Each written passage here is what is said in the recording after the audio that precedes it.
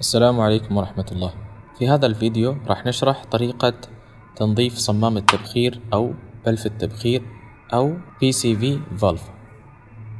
ادعموني بالاشتراك في القناة والمشاركة للفيديو والإعجاب، وأيضا اتركوا الإعلانات إلى آخرها بدون تخطي، وإذا عندكم أي تعليق أو استفسار اكتبوها في الأسفل.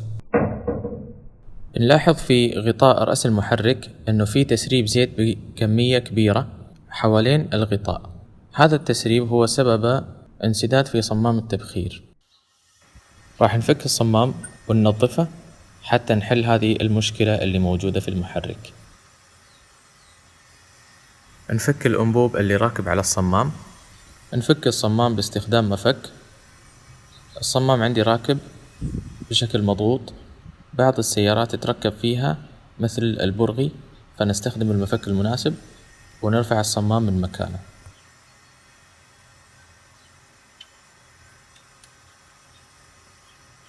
بلف التبخير موجود عندي في سيارتي في أعلى الرأس. أغلب السيارات تكون فيها الصمام على غطاء الرأس، وأحيانا في بعض السيارات تكون في وسط المحرك على أحد الجوانب.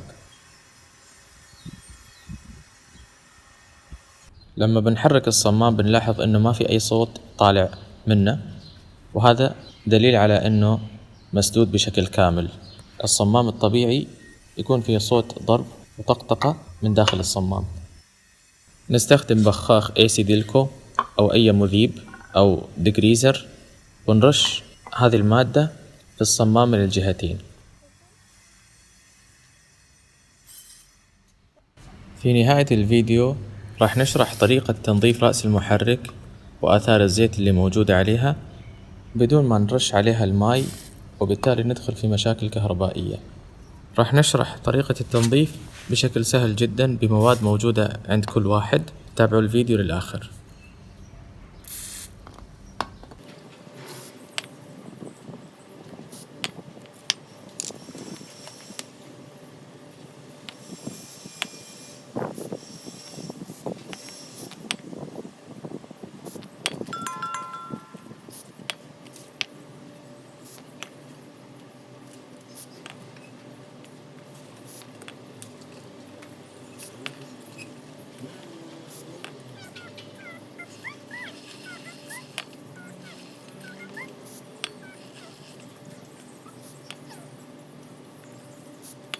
وظيفة هذا الصمام إنه ياخذ بخار الزيت الخاص بالمحرك، يطلعها من المحرك ويدخلها مرة أخرى إلى ثلاجة الهواء، حتى هذا البخار يدخل إلى غرفة الاحتراق في المحرك ويحترق مع الوقود. المحرك في أثناء العمل بسبب الحرارة والضغط اللي موجود داخل زيت المحرك جزء منه يتبخر، وهذا التبخر يؤدي إلى ارتفاع الضغط داخل المحرك.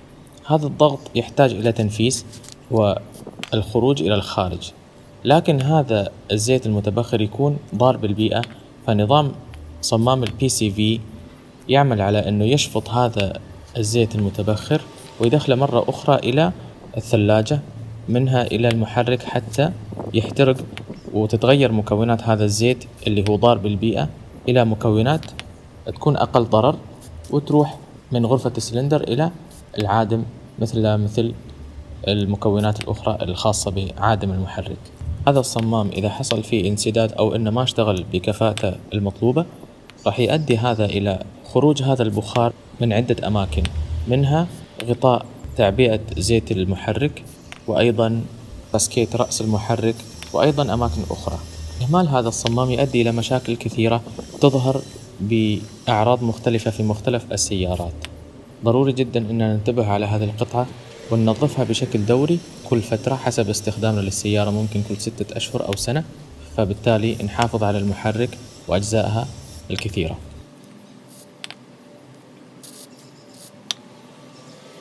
إذا كنتوا نظفتوا صمام التبخير أو تعرضتوا لمشاكل بسببها، اكتبوا لنا عن تجربتكم في التعليقات في الأسفل. بنلاحظ هنا خروج السواد من داخل الصمام بكمية كبيرة. نخلي الصمام مغموس في المذيب لمدة طويلة مثل 10 ساعات حتى يتنظف من داخل بشكل جيد. نحركها كل فترة حتى يتغلغل المذيب في داخل الصمام.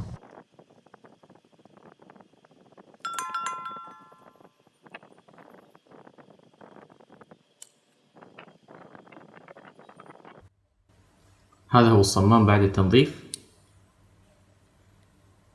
طبعا هذا كان من داخل متوسخ بشكل كبير، لما غمسته في الاسيديلكو ما تنظف، فاضطريت اني استخدم مفك صغير وادخله من هذا المكان، وضربته بالمطرقة شيء بسيط يعني حتى ينفك.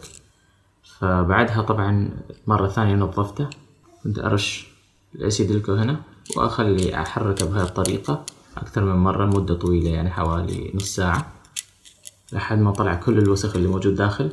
وبعدها مرة ثانية خليته في الاسيديلكو لمدة ليلة كاملة لحد ما صار بهاي الطريقة. الحين صار يدخل ويطلع بشكل سهل بدون مشاكل.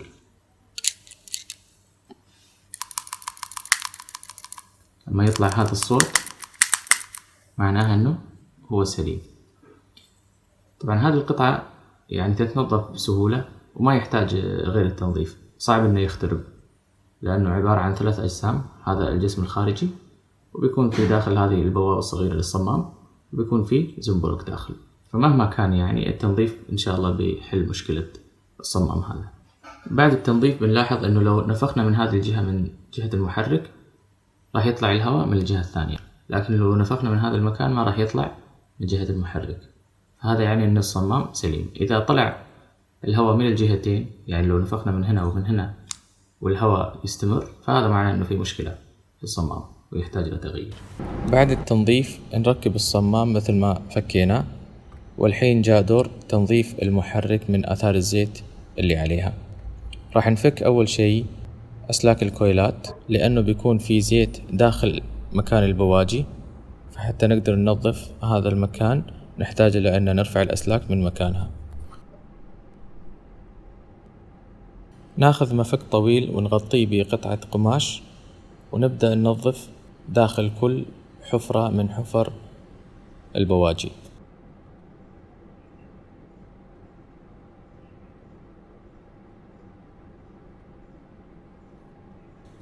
نبدأ تنظيف رأس المحرك بقطعة قماش حتى نزيل آثار الزيت الكبيرة والغبار، وبعدها راح ننتقل للخطوة الثانية.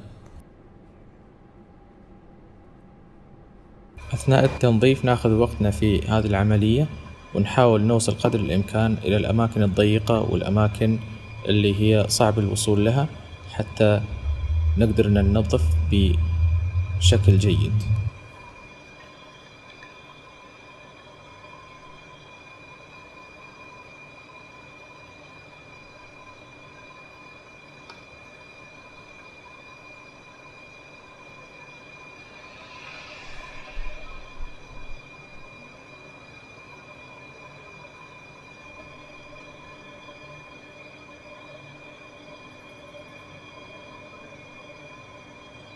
نستخدم فرشاة سلك صغيرة للوصول للأماكن صعبة الوصول، وأيضا إذا كان عندنا غبار متراكم بكمية كبيرة.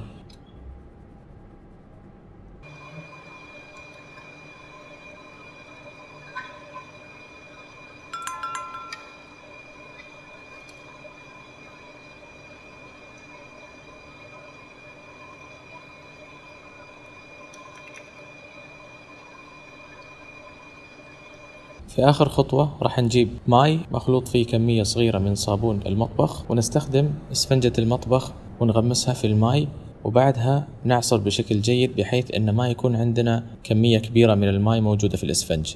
الهدف انه يكون مبلل، وبالتالي راح ننظف رأس الماكينة بالطرف الخشن من الاسفنجة، وننتبه ان ما يكون في ماي بكمية كبيرة بحيث انه يسيل الماي على الرأس، وبالتالي ممكن يوصل الى البواجي او الكويلات او الأسلاك والفيش. هذه أهم خطوة حتى ما نضر بأي قطعة من القطع اللي موجودة على المحرك أو غيرها من القطع اللي موجودة في السيارة، وبالتالي نكون حققنا هدفين: نظفنا السيارة من الآثار الأوساخ اللي موجودة، وبنفس الوقت حافظنا على الفيش والوصلات الكهربائية وغيرها من القطع. نشيل الأوساخ بالجزء الخشن من الإسفنجة، وبعدها نمسح المكان بالجزء الناعم حتى يتنظف المكان بشكل نهائي. ما ننسى نوصل إلى الأماكن الصغيرة والضيقة ونعطيها حقها في التنظيف.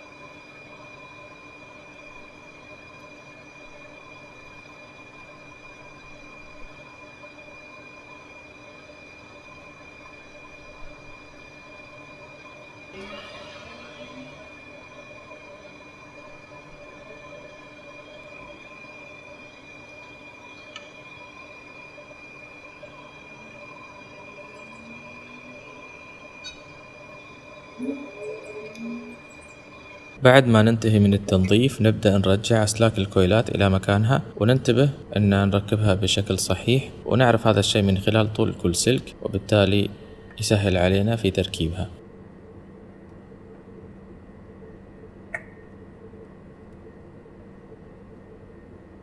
في نهاية الفيديو ادعموني بالاشتراك في القناة والمشاركة للفيديو والإعجاب، وأيضا اتركوا الإعلانات إلى آخرها بدون تخطي. وإذا عندكم أي تعليق أو استفسار حول الفيديو اكتبوها في الأسفل.